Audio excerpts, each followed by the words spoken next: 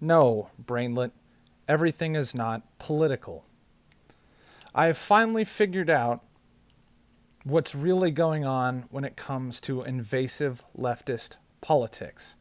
And it's not just the news, it's not just the NBA spray painting Black Lives Matter on their fucking courts, it's not just Gamergate, it's not just Comicsgate, it's everything that is leftist invasive politics. And the reason why that exists, it's something I've discussed even before I even knew what it is, but I've learned a lot more about what it is lately. It's called critical theory.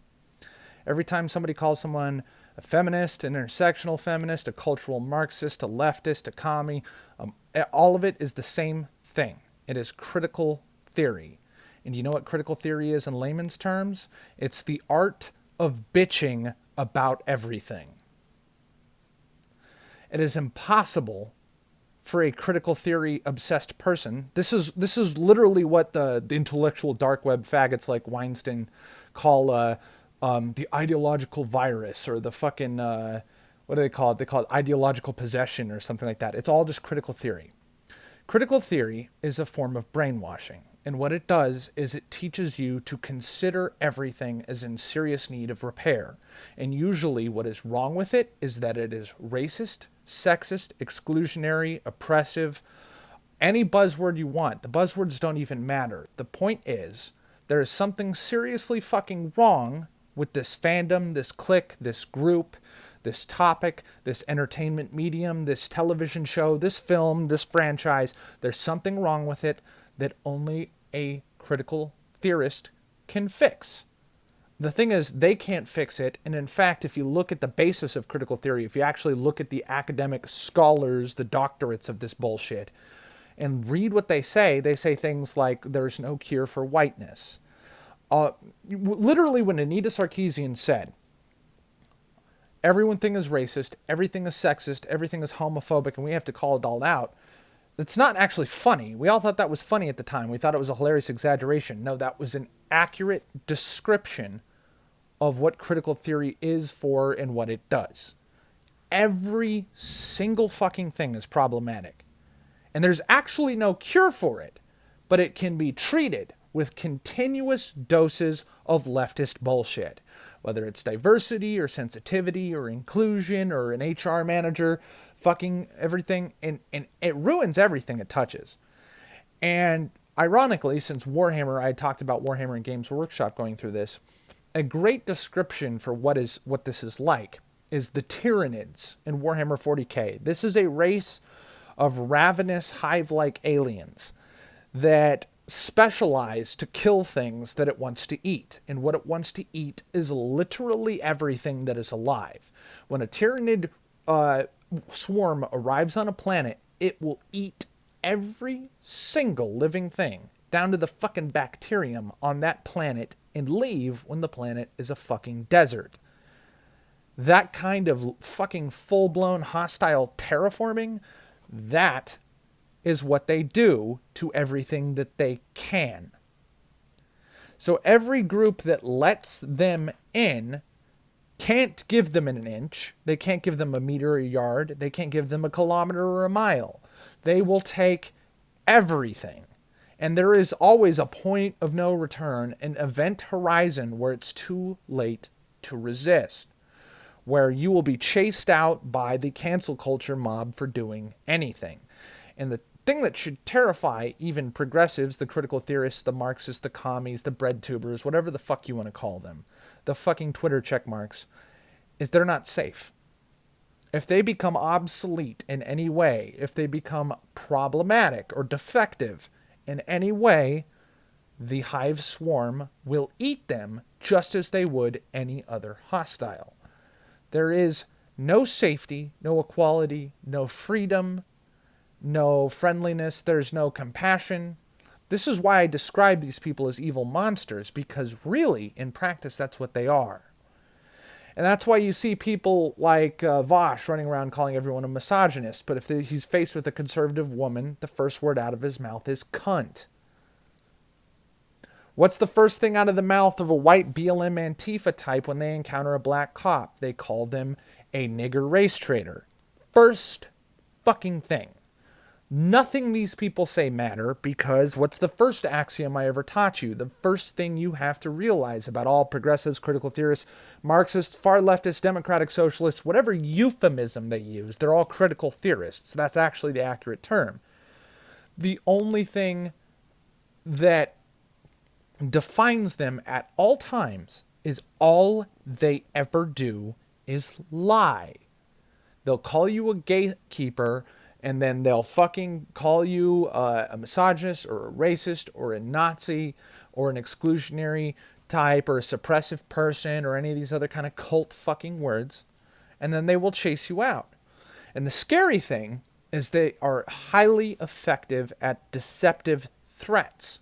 Just 10 of these fucking people on Twitter with a handful of sock accounts can cost you your entire fucking life. Maybe not even 10. They'll get you fired from your job. They'll get your kids kicked out of school. They'll brand you for life. You can't sue them. You can't stop them. There's nothing you can do. The guys like Nick Sandman, who managed to shut down CNN and WAPO and NYT, they're lucky. Not everybody can pull that off. Not everybody has the exposure. Not everybody knows that all it took was an email campaign to your employer that never was said anything about on Twitter. None of these usual fucking Twitter or YouTube types who stick up for people will ever hear your name, but your life will be fucking over. They'll eat you. They will kill you if they can. You get white BLM supporters stabbing black people. You got black people accidentally shooting each other at their BLM rallies. You got fucking... It's a nightmare. These people don't care about anything.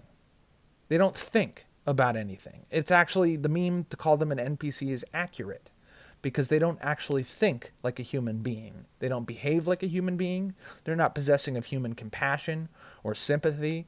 They don't understand how to think. Like, critical thinking sounds like a fancier word than it is. It's literally, can you sit down and honestly consider a problem without completely being unable to change your mind? These people literally attack science, which science is based on basically one concept: falsifiability. At all times, you could be wrong. Your concept of gravity, your concept of time and space, everything can be wrong until it is proven to be at least partially incorrect or fully incorrect and replaced by a model that further accurately describes reality. It more accurately describes reality. There is nothing falsifiable about critical theory. There is no possible way to change a critical theorist's mind. The concept of even arguing with them is racist or bigoted or homophobic or sexist or exclusionary or oppressive. I've used this joke before, and I didn't learn it from Tommy Sotomayor, but I'm really glad that this is a black YouTuber I like a lot who uses it very frequently to describe unruly black women, but it applies to all critical theorists. And when I first was discussing Democrats and the left, and I didn't even know the word progressive really yet to use, and progressive is just a euphemism for critical theorist, by the way. It's the line from the beautiful, I believe it's 1984 movie Terminator. Could have been 86. You don't understand. That thing is out there. It can't be bargained with. It can't be reasoned with. It doesn't feel pity or fear or pain, and it absolutely will not stop until you are dead. It's the Terminator. And believe me, critical theory was designed for only one purpose: to destroy. At least communists have the idea of the socialist utopia at the end of the rainbow, where the state is not necessary, where the military is not necessary, where everybody is just, each according to their ability and each according to their needs. They at least have a goal. There is no goal at the end of critical theory. There is no utopian state. There's no afterlife in this religion. There's only one purpose. It's like, wasn't there like that shitty sci-fi movie? What was it, like Chronicles of Riddick? There was some like race, they're called like the Necroids or some bullshit. And literally their entire concept was all life is unholy, an affront to God or whatever, or an affront to the universe. and the human race is completely uniformly evil, and the only good thing the human race can do is die.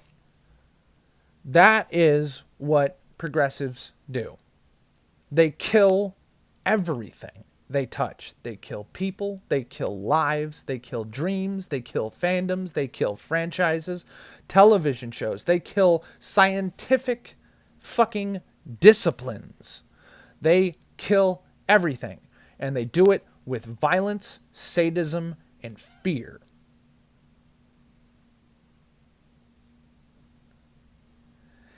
And the only way they're allowed to is because people just let them. There is nothing critical theory can do to stand up to reason, to the actual scientific method. There's nothing it can do because literally it's based completely on lies. The concept of everything is racist is a lie. You know what's the greatest lie they ever tell? The dumbest lie. Here's the thing, and you may encounter this a lot in film critique or video game critique or in political debates with critical theorists. You're going to hear them say the phrase, everything is political, usually in response to somebody saying, I just want to keep politics out of this space. They say, no, everything is political. The very idea that you could possibly complain about politics is patently absurd and retarded because literally everything is political. That is a lie. Very few things are political, but because oppression and violent takeover is literally the entire fucking purpose of the critical theorist, if they walk into your space and they start changing the way you do things, they want to rewrite the lore, or they want to fucking reboot the series and put a Mary Sue character in and ruin everything and kill off all the main characters, or they want to say we can't have these Magic the Gathering cards because they're racist or sexist or scary or offensive, and you can't shoot things in a synagogue in The Last of Us 2, and we have to make sure that none of the women in this game have huge tits anymore, so like Sonya Blade in Mortal Kombat's got to lose about 7 cup sizes, and Jackie Briggs has to look like a man for some reason. She can't be as pretty as she is.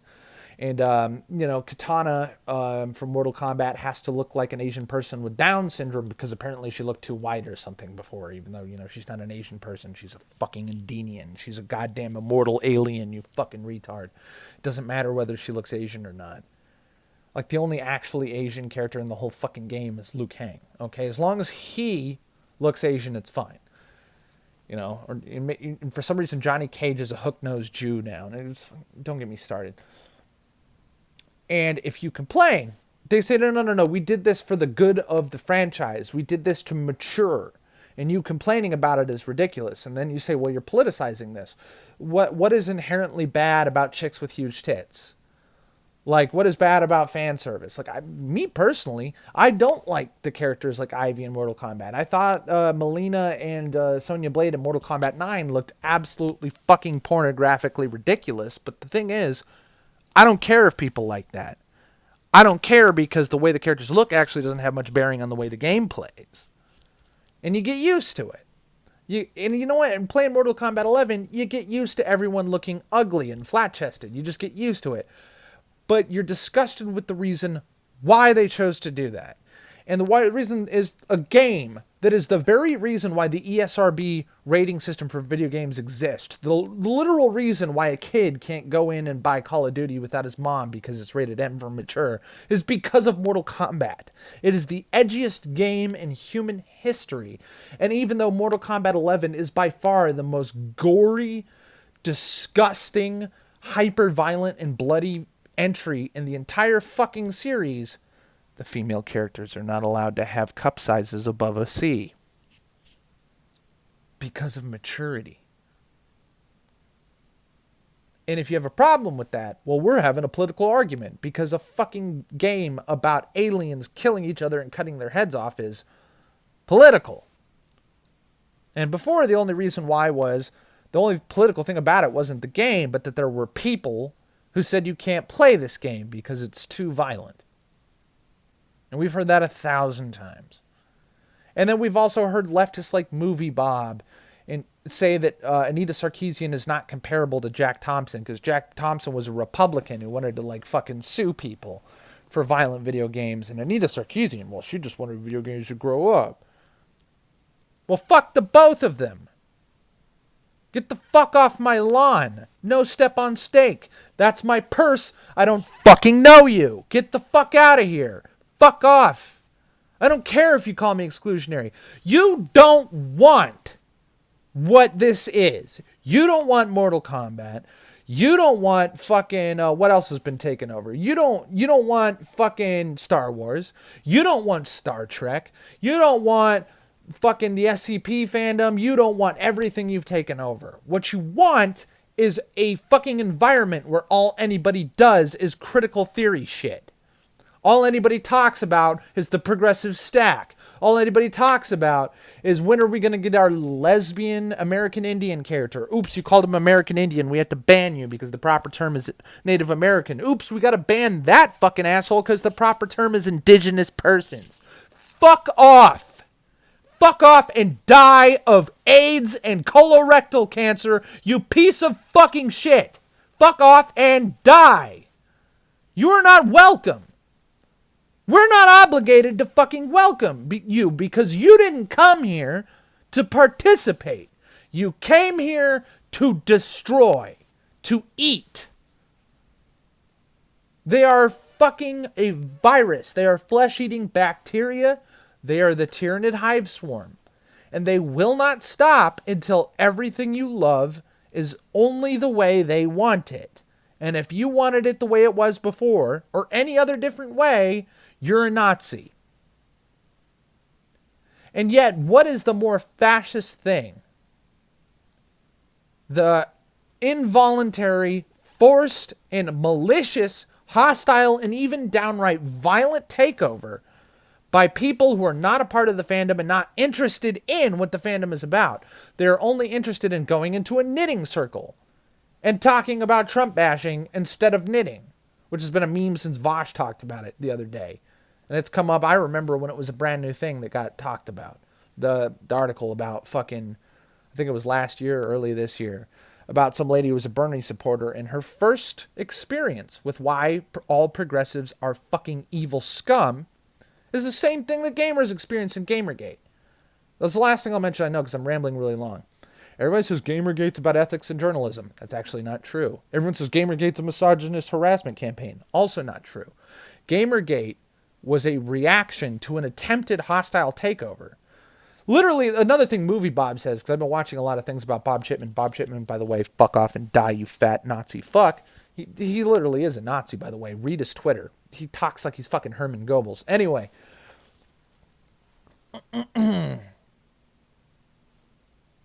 He said, and I swear to fucking God, that, oh my God, I lost my train of thought. Anyway, God, that's actually a good thing. Because I've been fucking fixing a goddamn fucking porch all day. But these people have actually said that this isn't a problem.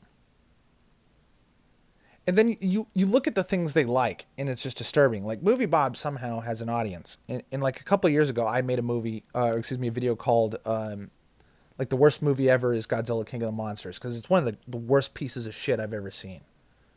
People say it's an improvement of Godzilla over Godzilla 2014. That's not true. It's far worse. He said it was the best movie of the year. That was a year a lot of good movies came out. And it's just like, how does anybody take this fuck seriously? And you're just not allowed to disagree. It's actually good that I lost my train of thought because I just fucking need to go take an ice cold fucking shower and have a nap. But it's just so infuriating that you're not allowed to complain. And the first thing they did is take over the media. This is the thing I remembered, and thank God I can end with this and cut this off at about 21 minutes.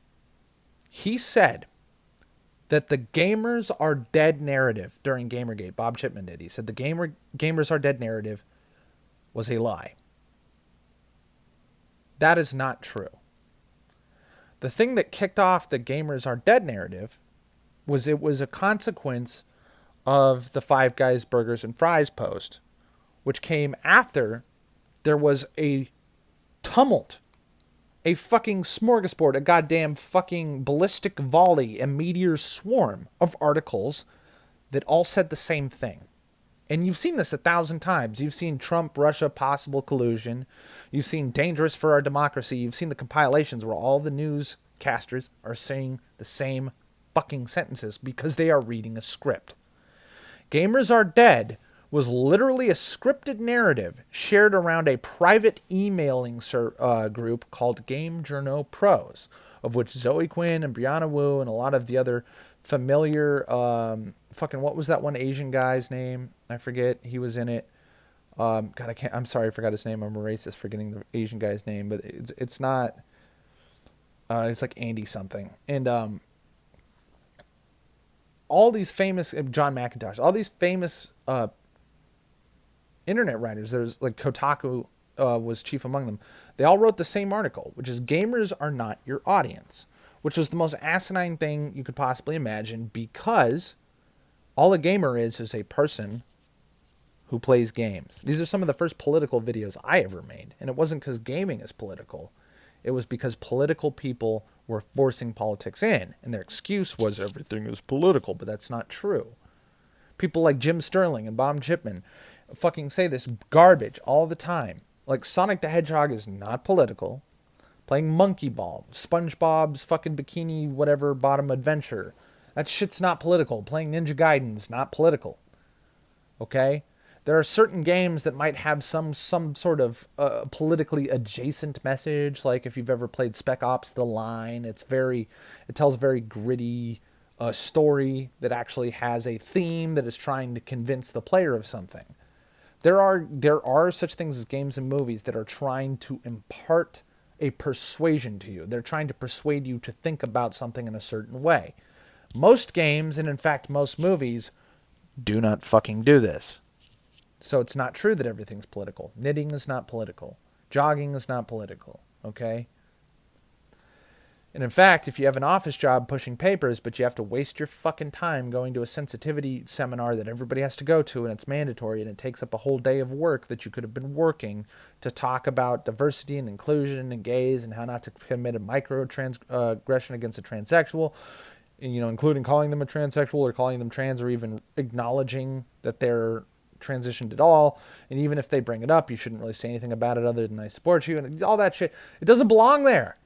If you're like at Dunder Mifflin selling stacks of paper, it's not political. Fuck off. It's political because somebody said either you're going to fucking install an HR diversity manager whose job is to make sure you hire a certain amount of fucking black people and Jews, and if you don't, we'll smear your company as racist and we'll boycott you, even though it's just 10 fuckers with a sock account on Twitter and it's not really actually a threat, but we're going to scare you and you're going to not take the risk because it's way cheaper just to hire one fucking asshole to infect your company with fucking terminal cancer and AIDS and hepatitis all at once that will fucking slowly rot as they only hire other people who think like that, who encourage more wasted productivity and more political bullshit, to the point where people are doing walkout protests at your fucking school because some teacher taught them to do it, to the point where a bunch of fucking people are doing a sit out at a company because the CEO said the wrong fucking thing in a press release, and everything fucking shuts down and everybody stops making money and the whole economy is fucked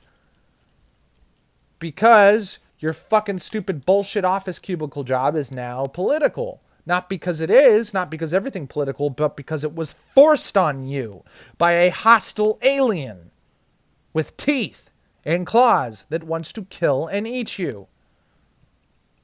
Unless you suck its dick. Stick your tongue right up its asshole, toss the salad, or you're fucking dead. Anyway, that's enough.